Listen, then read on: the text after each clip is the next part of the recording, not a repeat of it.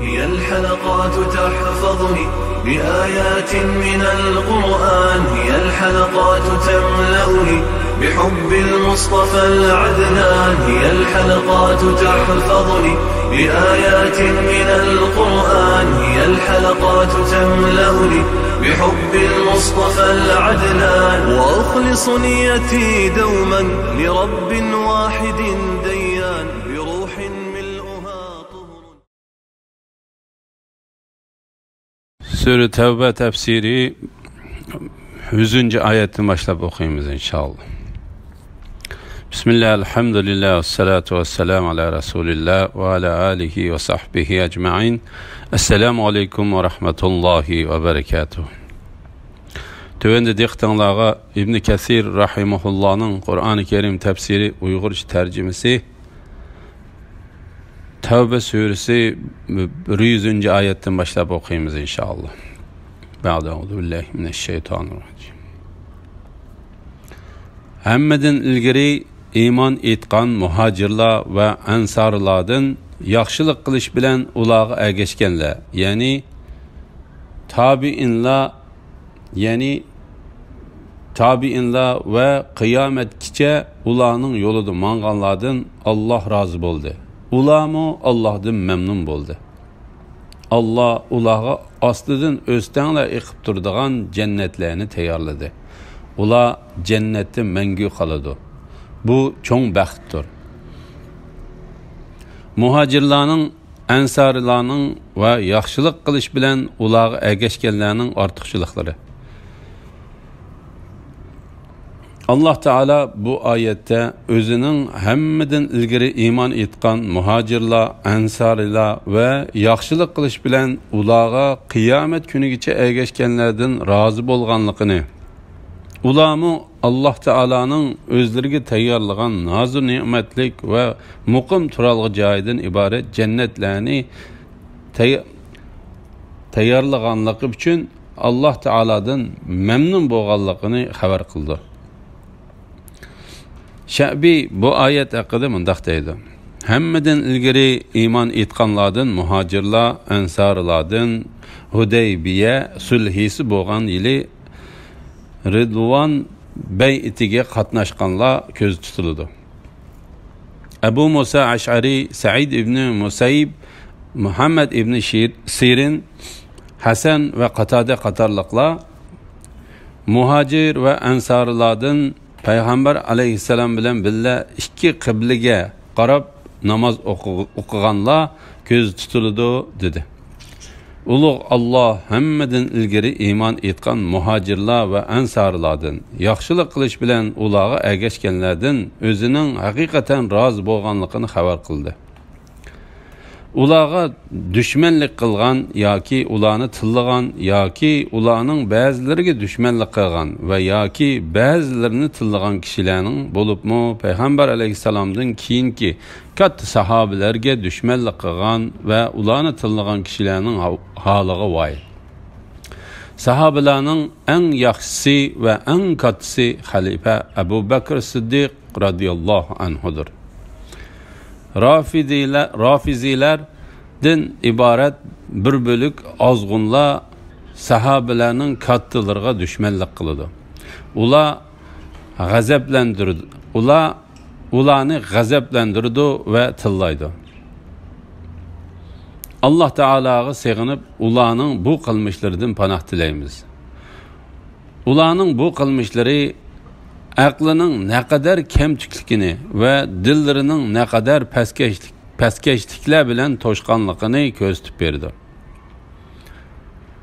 Allah Teala razı bolgan adamlarını tıllısa, ulanın Kur'an'a bolgan imanı neydi kaldı? Sünni akidesideki Müslümanlığa gelsek, ula hakikaten Allah razı bolgan adamlardan razı boludu. Allah ve onun peygamberini tıllıgan adamlarını tıllaydı. Allah dost tutkan adamlarını dost tutudu, Allah düşman tutkan adamlarını düşman tutudu. Ula hidayet üstüdü mangallağa ergişidi. İslam dini de yok işlerini peyda kılmaydı. Doğru iş kılganlarının kendin manıdı. Öz beşimçilik kılmaydı. Eni şula Allah Teala'nın nicat tapqıcı cemaasidir. Allah Teala'nın mümin bendeleridir. Etrafınlarda A'rabiladın münafıqlar var. Medine ahalisidinmi münafıqlıqqa çın turganlar var. Medine ahalisidinmi münafıqlıqda çın turganlar var. Ularni sen bilmeysen, biz bilimiz. Ularni iki qitim, yani dünyada qatl qilish ve esir ilish bilan ölgende gör azabı bilan jazolaymiz. Ondan ular ahiretde çoğun azabqa, yani devzaq azabıga qaytırıldı. A'rabiler ve Medine ehlinin münafıkları. Allah Teala bu ayette Peygamberi Muhammed aleyhisselam'a Medine'nin etrafındaki Arap kabileleri içinde münafıklarının barlığını, şundaqla Medine ehlinin içidimi münafıklarının barlığını haber kıldı. Medine ahalisidimi münafıklıkta çın turganlar ba, ularni sen bilmeysen biz bilimiz. Bu ayetin manisi Allah Teala'nın eğer biz xalisak ularni çokum sana bildirettik. Çokum ularning simasıdan tanıydın. Sen elbette sözünün uslubidan ularni tanıysan. Degan ayetinin manisiga zid kelib qolmaydi. Çünkü bu ayet münafıqlar tanıladigan sifatlarni o'z ichiga olgan alomatlarga qaratiladi. Buningdan Muhammed aleyhisselam öz etrafidagi barliq münafıqlarni ve İslam diniga gumon bilan qaraydiganlarni muayyanlashtirib tanıydı deganlik chiqmaydi. Payg'ambar alayhissalom Medine aholisidan o'ziga aralashib yashayotgan ba'zi odamlarning munofiq ekanligini bilatdi. Ularni atigan oqshomda uchirtib turadi. Alloh taolaning ular ishqa oshmaydigan ishni ishqa oshirishga urindi. Yani Peygamber aleyhisselam'ını öldürüşünü qasledi degan ayetinin tefsiride bayan kılınğınıdek Peygamber aleyhisselam Hudayfaga münafıqlardan 14'ni yoki 15'ni depberdi. Biroq bu bir qism münafıqlarga qartilgan ayrim ahvol bo'lib, buningdanmi Peygamber aleyhisselam hamma münafıqlarning ismlarini muayyanlashtirib aniq biladi deganlik chiqmaydi. Haqiqiy ahvolni Alloh obdan bilgichidir. Abdurrazzaq Ma'mardan Qatadaning bu oyat haqida mundaq deganligini rivoyat qiladi. Nemishqidir ki bazı odamlar paloni jannatga kirdi, pustoni do'zaxga kirdi deb kishilarning oqibatiga doir bilimlar bilan o'ynashadi. Eğer ularning biridan o'zining oqibati to'g'riliq so'rasang, o bilmayman deb javob berdi. Qasam qilamanki, sen kishilarning ahvolini o'zingning ahvolidanmi yaxshi bilamsan? Sen haqiqatan senden ilgiriki payg'ambarlar bir narsa demagan ishqa baho beryapsan. Masalan, Alloh taolaning payg'ambari Nuh alayhissalom men ularning nima qilganligini uqmayman degan. Allah'ın peygamberi Şuayb aleyhisselam Allah sizlarga qoldirgan halol rizq sizlar yiqqan haromdan yaxshidir. Agar sizlar mu'min bo'lsanglar, men sizlarga muhofizatchi emasman degan. Allah Teala peygamberi Muhammed aleyhisselam'a ularni sen bilmaysan, biz bilimiz deydi. Ularni iki qitim, yani dünyada qatl qilish ve asir ilish bilan ölgende gör azabı bilen cezalayımız.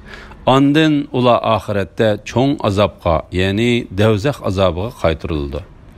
Abdurrahman İbn Zeyd bu ayet hakkında Allah ularni dünyada mal mülki ve evlatları bilen cezalaydı dedi.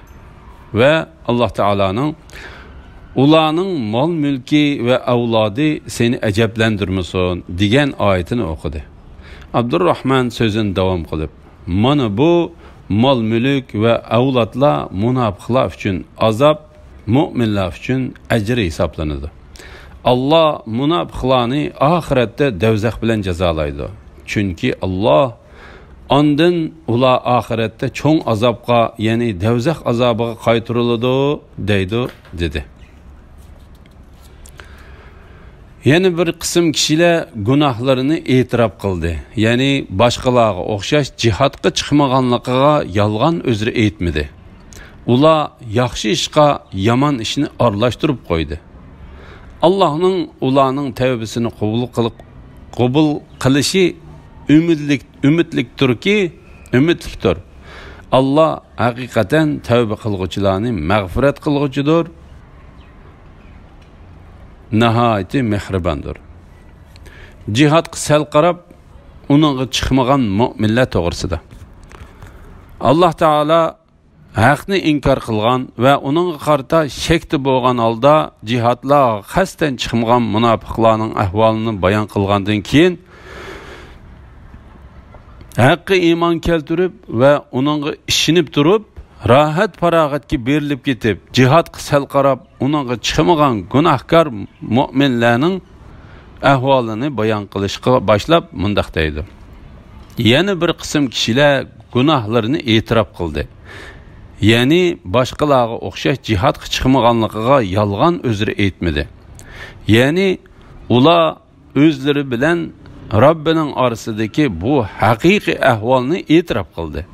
Ularning boshqa yaxshi amallari bo'lib, jihadga chiqmaganlik gunohini bu yaxshi amallarga aralashtirib qo'ydi. Ayni shular Alloh taolaning afu qilishi va mag'firat qilishi ostidadir. Bu oyat muayyan kishilar haqida nozil qilingan bo'lsa-mu, uning hukmi gunoh va xato ishlarni yaxshi ishlarga aralashtirib qo'ygan hamma gunohkorlarni o'z ichiga oladi. İbn Abbas bu oyat payg'ambar alayhissalom bilan billa Tabuk g'azotasiga chiqmagan Abu Lubaba va uning bir guruh hamrohlari haqida nozil bo'ldi deydi. Ba'zi tafsirshunoslar ular Abu Lubaba va uning bilan birga 5 odam edi dedi. Ba'zilar Abu Lubaba bilan qo'shilib jami 8 odam edi dedi. Va ba'zilar ular uning bilan qo'shilib 10 odam edi dedi. Payg'ambar alayhisalom Tabuk g'azotasidan qaytib kelganda bu odamlar o'zlarini masjidning turiklariga bog'ladi va bizni payg'ambar alayhisalomdan boshqa hech kim yashmasin deb qasam ichishdi. Ondan Alloh taolo yana bir qism kishilar gunohlarini e'tirof qildi degan bu oyatni nozil qildi. Payg'ambar alayhisalom ularni qo'yib berdi va afu qildi. Subhanalloh. İmam Buxoriy Samura ibn Jundubdan payg'ambar alayhisalomning mundaq deganligini rivoyat qiladi. Bu kecha mening qishimga 2 odam kelib, meni elib mangdi. Ular meni elib binolarining tomlarining bir keski oltindan, yana bir keski kumushdan silingan bir shaharga keldi. U shaharda bizga bedenining yerimi eng chiroyli, qolgan yerimi eng sat odamlar uchirdi. U ikkisi bu odamlarga sizlar berib o'stanga tushinglar dedi. Ular o'stanga tushib, ondan bizning qashimizga qaytib keldi. Bu vaqtda ulardagi sat qiyofat tugab, ular eng chiroyli surat kirgan edi. U ikkisi menga bu mangu turadigan jannatdir. Bu sening mangu turadigan joyingdir. Bedenining yerimi eng chiroyli, yerimi eng sat odamlarga kelsak, ular haqiqatan yaxshi ishlarni yomon ishlarga aralashtirib qo'ygan odamlardir. Alloh ularning gunohlarini afu qildi dedi. İmam Buxoriy bu hadisni bu oyatning tafsirida qisqartib rivoyat qilgan. Ey Muhammad sallallohu alayhi vasallam, ularning mollarining bir qismini sadaqa hisobida olginki, uning bilan ularni gunohlaridan poklag'aysan va yaxshiliklarini ko'paytgaysan. Ularga duo qilgin. Shubhisizki sening duoying ularga xotirjamlik elib keladi. Allah ularning so'zini anglab turg'uchi, niyatlarini bilib turg'uchidir. Ular yana tavba qilguvchilar, Allohning o'z bandalarining tavbasini qabul qiladiganligini, xolis niyatli kishilarning sadiqasini qabul qiladiganligini va Allohning tavbani bakmi qabul qiladiganligini, nihoyat mehribon ekanligini bilmamdi. Zakat ilishqi buyurish va uning foydalarini bayon qilish to'g'risida. Alloh taolo bu oyatda payg'ambari Muhammad alayhissalomni ularning mol mulkidan zakat ilishqa, bu orqali ularni gunohlaridan poklashga va yaxshiliklarini ko'paytirishga buyurdi. Ba'zilar bu oyatni gunohlarini e'tirof qilgan, yaxshi ishga yomon ishni aralashtirib qilgan bir qism kishilarga qaratgan bo'lsa-mu, lekin bu oyatning hukmi umumiydir. Arab qabilalaridan zakatni berishga unumagan ba'zi odamlar zakat xalifaga berilmaydi, zakat ilish faqat payg'ambar alayhissalomga xos edi deb e'tiqod qilgan. Shunga ular bu qarashiga Alloh taolaning ey Muhammad sallallohu alayhi vasallam, ularning mollarining bir qismini sadaqa hisobida olginki degan oyatini dalil qilgan edi. Ularning burmalangan bu xato tushunchasiga Abu Bakr Siddiq va boshqa sahobalar raddiya berib, ular zakatni xalifaga xuddi payg'ambar alayhissalomga berganidek berganga qadar ularga qarshi urush qildi. Abu Bakr Siddiq bu haqda mundaq degan edi: Allohning nomi bilan qasamki, ular payg'ambar alayhissalomga to'lab kelayotgan zakatdan bir o'g'loq chog'liq narsani bermaydi ekan, men albatta ularga qarshi urush qilaman. Ularga duo qilgan, ya'ni ularga duo qilib gunohlar uchun mag'firat tilagin. Bu haqda Imom Muslim Abdulloh ibn Abu Avfaning mundaq deganligini rivoyat qildi. Payg'ambar alayhissalomga zakatini ilib kelganlarga ularga duo, payg'ambar alayhissalomga zakatini ilib kelganlarga ularga duo qiladi. Mening atam zakatini ilib uning qishig'i bordi. Shuning bilan u: "Ey Alloh, Abu Avfaning oila tavobatlariga mag'firat qilgin" deb duo qildi. Shubhisizki sening duoying ularga xotirjamlik ilib keladi. Ibn Abbas bu oyat haqida mundaq deydi: Sening duoying ularga rahmat ilib keladi. Alloh sening duoyingni anglab turg'ichi, sening duoyingga ulardan kimlarning munosib va haqli ekanligini bilib turg'ichidir. Ular, ya'ni tavba qilg'uchilar, Allohning o'z bandalarining tavbasini qabul qiladiganligini, xolis niyatli kishilarning sadiqasini qabul qiladiganligini va Allohning tavbani bakmi qabul qiladiganligini, nihoyat mehribon ekanligini bilmamdi. Bu oyat bandalarni tavba qilishga va zakat berishga chaqirdi. Tavba bilan zakat bandalarning gunohlarini o'chirdi. Alloh taolo bu oyatda Alloh taolo tavba qilgan kishining tavbasini, halol kasbidan zakat bergan kishining zakatini qabul qiladiganligini xabar qiladi.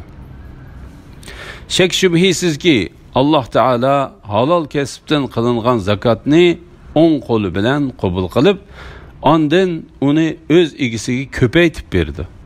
Hatto bir tal xoma Uhud teg'idan bo'lib Uhud teg'idek bo'lib ketdi.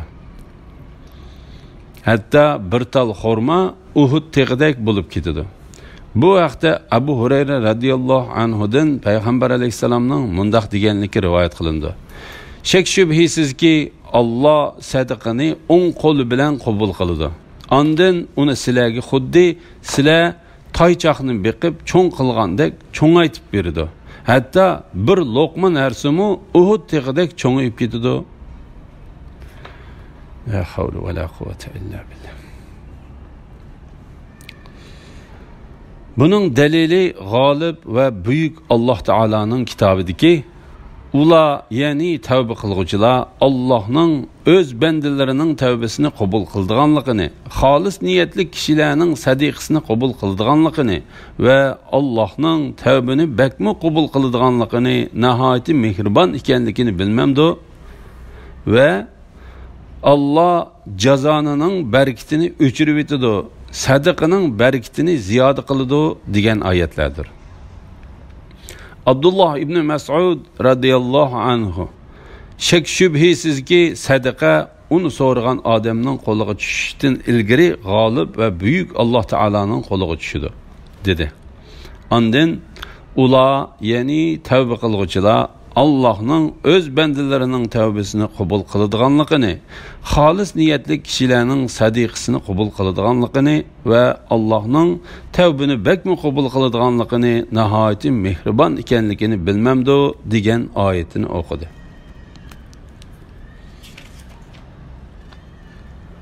Ularga aytqinki, xohlagan odamlarni, xohlagan amallarni qilinglar. Qilgan amalinglarni Allah'ның payg'ambari va mu'minlar ko'rib turdi. Yo'shurun va oshkor narsalarni bilgichi Allohning dargohiga qaytarilasizlar. Alloh qilmishinglarni sizlarga xabar qiladi. Gunohkorlarga berilgan qattiq ogohlantirish to'g'risida. Mujahid, bu oyat gunohkorlarga berilgan qattiq ogohlantirishdir dedi.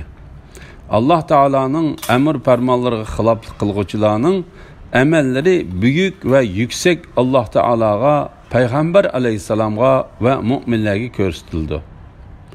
Bu kıyamet günü çokum yüz berdi. Allah Teala bu vakti mındaq degen. Bu günde sizler Allah'a hesap veriş için toğırlanırsızlar. Sizler her qandaq bir sırrını yoşurup kalanmaysızlar. Sırlar aşkar kılındığan günde, yani kıyamette. Dillardaki sırlar aşkar kılıngan çağda Allah Teala ulanın emellerini dünyadımı kişiler arasında aşkar kılıdı. İmam Bukhari Ayşe radıyallahu anh'ın mundaq deganligini rivayet kılıdı. Eğer bir musulman adamның yaxşı ameli seni hayran kaldırsa, aytqin ki, xalagan amellerini kılınla, qilgan amallaringlarni Allohning payg'ambari va mu'minlar ko'rib turdi. Bu mazmunda İmam Ahmad Anas radıyallahu anhudan payg'ambar alayhissalomning mundaq deganligini rivoyat qildi. Sizlar biror odamning amaliga qarab hayron qolmanglar. Balki uning amalining nima bilan oxirlashadiganligiga qaranglar. Shak shubhisizki bir odam umrida ma'lum bir zamongacha yaxshi amal qildi. Eğer o şu amel üstüde ölgen bolsa cennetke kirgen buladı. Ama o adam yaxşı amel qilishdan yomon amel qilishga yo'tkilib ketadi. Shak shubhisizki bir odam umrida ma'lum bir zamongacha yomon amel qiladi. Eğer o şu amel üstüde ölgen bolsa do'zaxga kirgen buladı. Ama o adam yaxşı amel qilishga yo'tkilib ketadi. Eğer Allah bendesiga yaxshilikni iroda qilsa, onu ölüşten ilgiri işletidi. Sahabeler, ey Allah'ın peygamberi, Allah onu qandaq işletidi dedi. Peygamber aleyhisselam, Allah onu yaxshi amal qilishga muvaffaqiyat qozondurdi. Ondan onu şu yaxshi amal ustida qabzoroq qildi dedi. Elhamdülillah, Allah şükürler olsun. Yuqorida Sure Tevbe tefsirinden 105. ayetgacha anladinglar. Oxirini keyin qitimliq o'qishimiz davomlashtiramiz inshaalloh. Va sallallohu ala Muhammad va ala alihi va sahbihi va sallam. Assalomu alaykum va rahmatullohi va barakatuh.